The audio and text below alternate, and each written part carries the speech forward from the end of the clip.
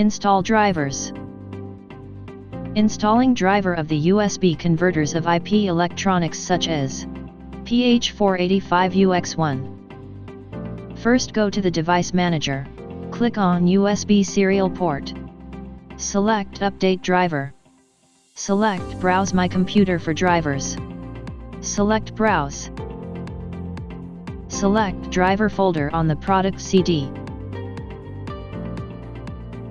Depending on your system, select Linux, Mac, or Windows.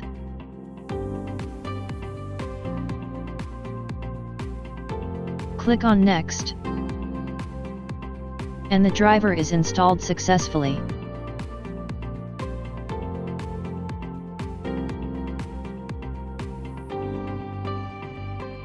Thank you for watching this video.